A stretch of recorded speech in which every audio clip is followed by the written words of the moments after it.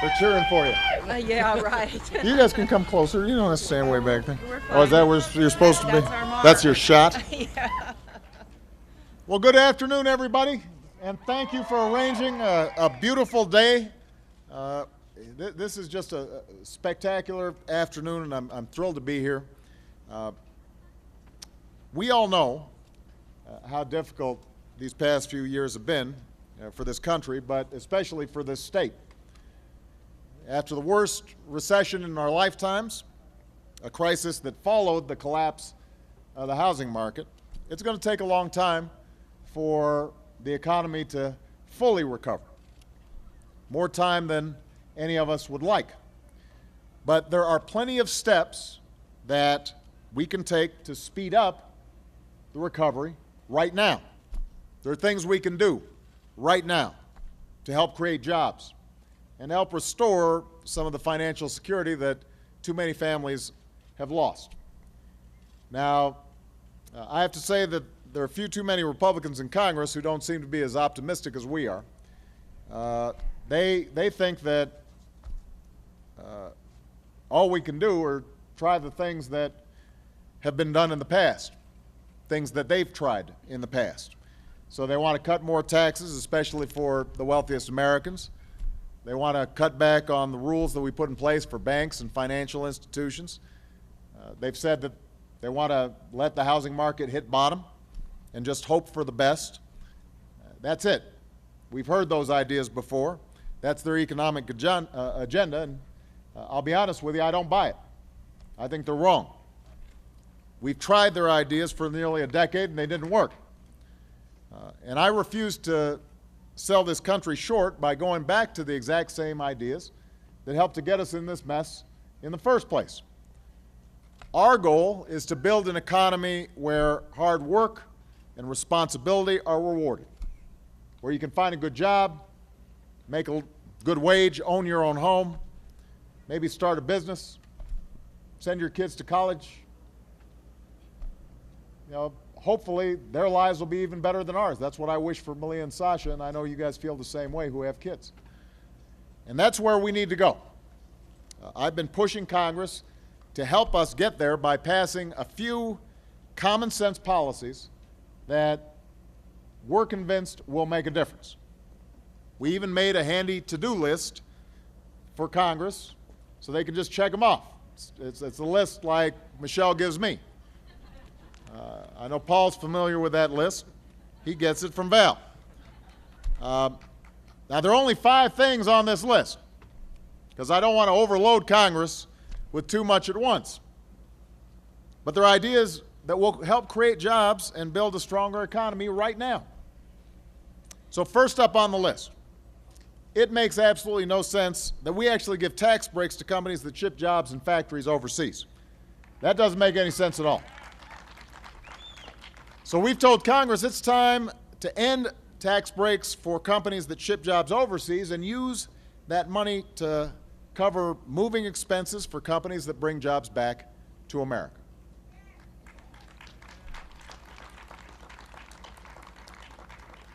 Second, instead of just talking about job creators, Congress should help small businesses and help small business owners who create most of the new jobs in America.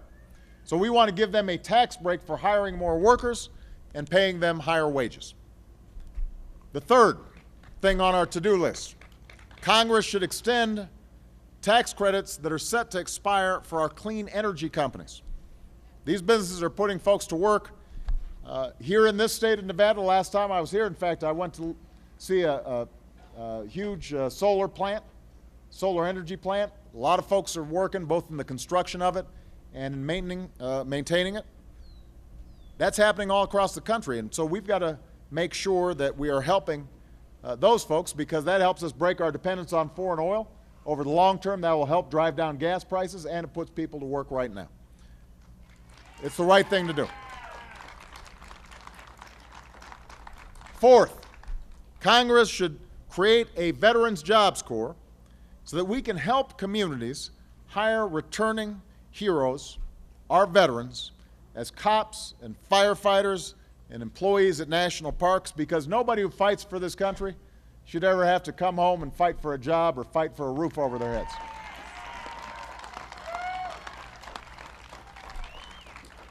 All right, so that's 4, which brings me to the 5th.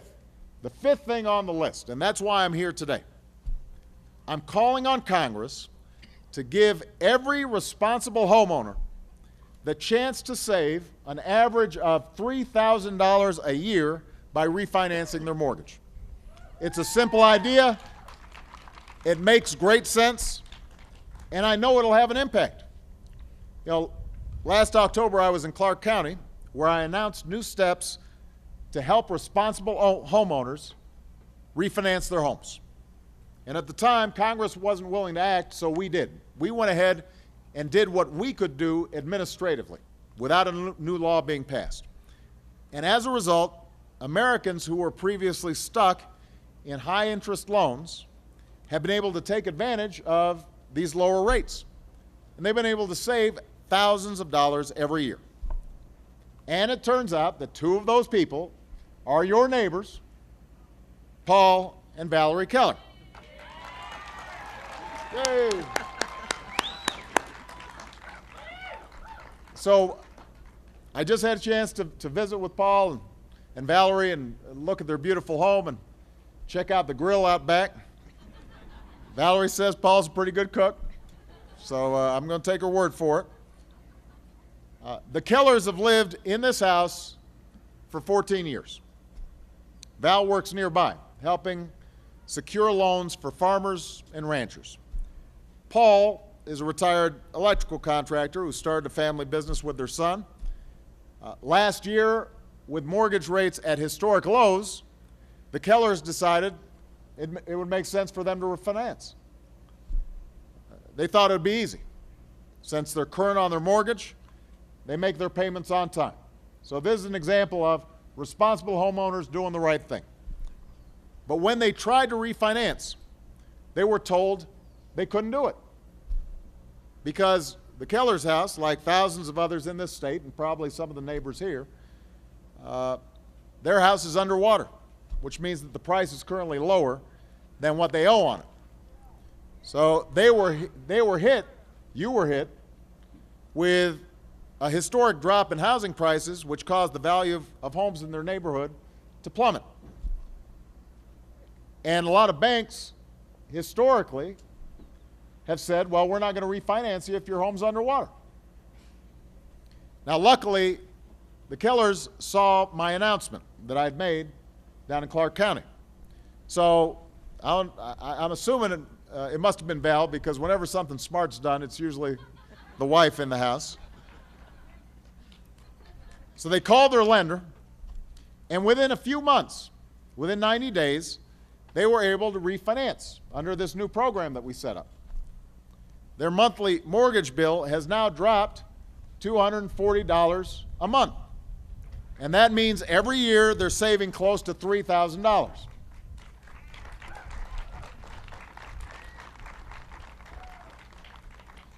Now, Val says that they've been talking to some of their neighbors, maybe some of you are here today, and you're saying, well, that sounds like a pretty good idea.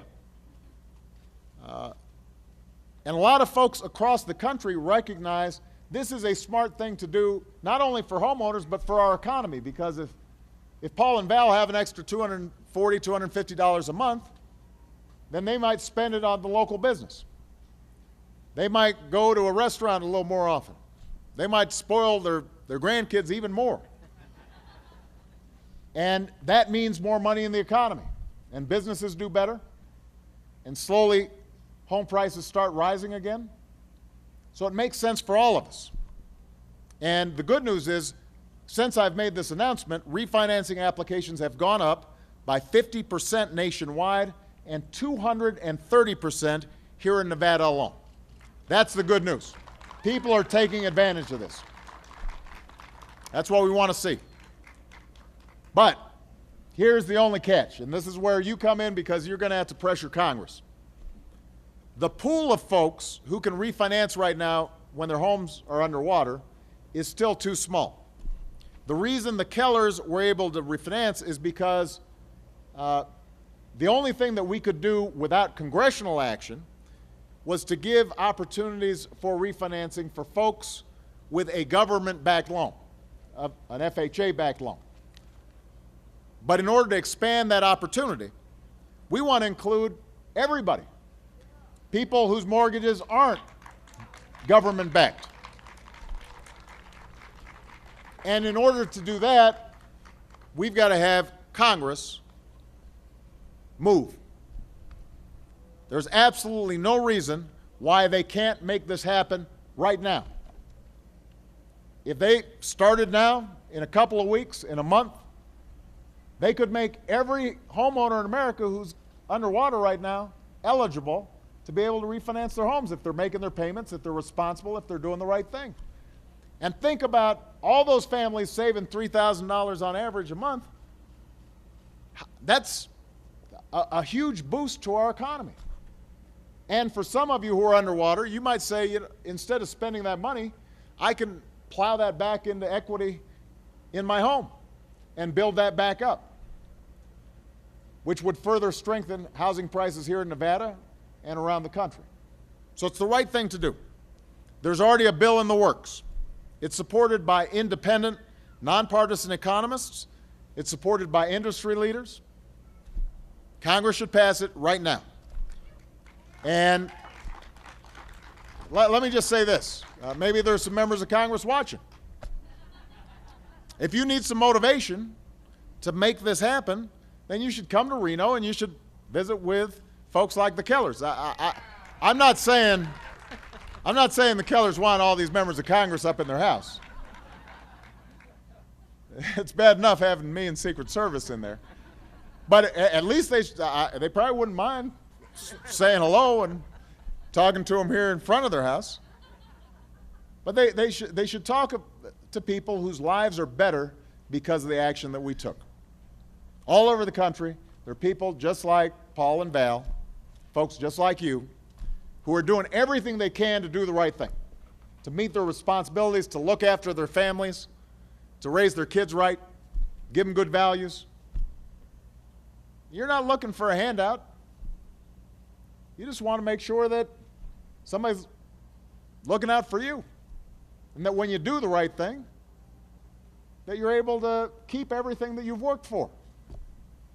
That's what folks are looking for, and that's what they expect from Washington. To put the politics aside and the electioneering aside, and just do what's right for people. So